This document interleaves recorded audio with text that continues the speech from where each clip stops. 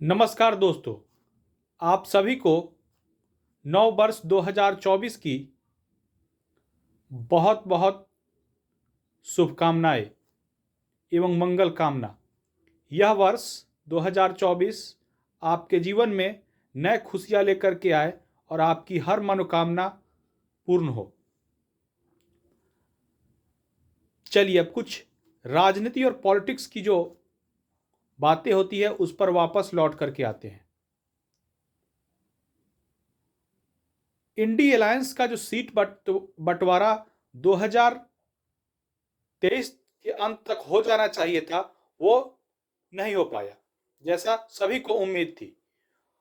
और इसकी जो कोऑर्डिनेशन टीम बनी है, कमेटी बनी है, उसमें भी सामंजस्य अब तक साफ स्पष्ट प्रतीत हो रहा है कि उसमें कोई सामंजस्य नहीं है। हर नेता एक अपना अलग अलग गुट बनाकर अलग अलग बयान दे रहा है। कोई कोऑर्डिनेशन जो होता है, कोऑर्डिनेशन कमेटी, वो दिखाई नहीं दे रही है।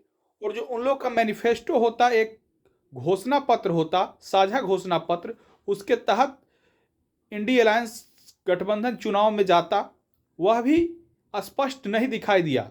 और अब इंडी अलायंस के नेता जरूर हो सकता है कि भविष्य में बना ले आगे, और बनाना भी पड़ेगा क्योंकि अब समय कम है। लेकिन अब बहुत देर हो चुकी है, ट्रेन खुल चुकी है और पैसेंजर स्टेशन पर ही रह गए। यह हकीकत है। और जो राम मंदिर का जो शिलान्यास हो रहा है, उस पर आप देख रहे हैं कि तमाम जो इंडी अलायंस के नेता हैं वो इस पर बयान दे रहे हैं। चाहे वो कांग्रेस के उदित राज हो, दलित नेता हैं, बीजेपी ने उनको पहली बार सांसद बनाया था 2014 में।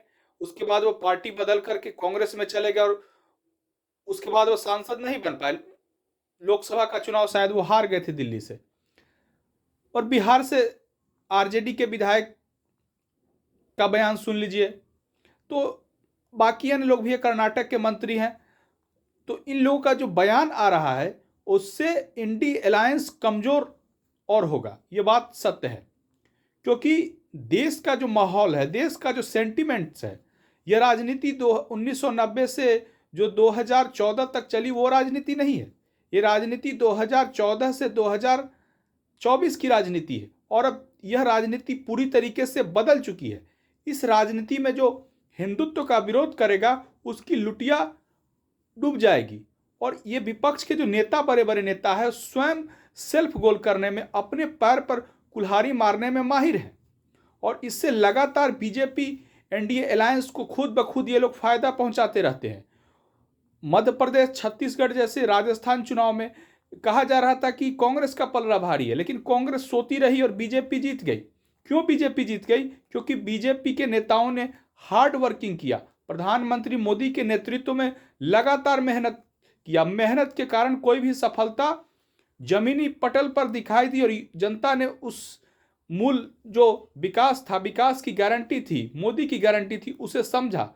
और कांग्रेस के नेता अपनी बात को जनता तक नहीं पहुंचा पाए। उनका जो जनता से जो कनेक्शन होता है वो ठीक प्रकार से नहीं हो पाया। यह विपक्ष की सबसे बड़ी कमी है। अगर देखिए तो विपक्ष के पास मुद्दों का कमी है। अगर देश में आपको राजनीति करनी है तो मुद्दों पर आधारित होनी चाहिए। इंडी अलायंस के अगर आप देखिए तो नीतीश कुमार रूठे हुए हैं, नाराज हैं, ये बात जगजाहिर है। ममता बनर्जी मल्लिकार्जुन खड़गे का नाम आगे करना चाहती है, उस पर नीतीश कुमार को आपत्ति थी, वो बैठक से भी उठ करके चले गए थे उसमें। वही हाल अगर आप देखिए तो तमाम जो सर्वे है उसमें एजेंसियां है या फिर परिस्थितियों का आप आकलन कीजिए तो पंजाब में और दिल्ली में गठबंधन करने में बहुत पेचीदगी है।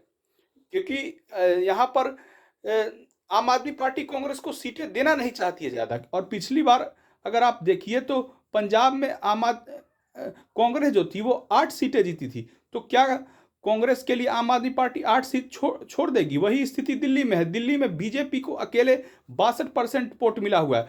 अगर ये लोग मिल भी जाएं तो बीजेपी का पलड़ा वहाँ पर भारी है। तो ये सब तमाम परिस्थितियां हैं जो इंडी अलायंस के सामने चुनौती के रूप में खड़ी है।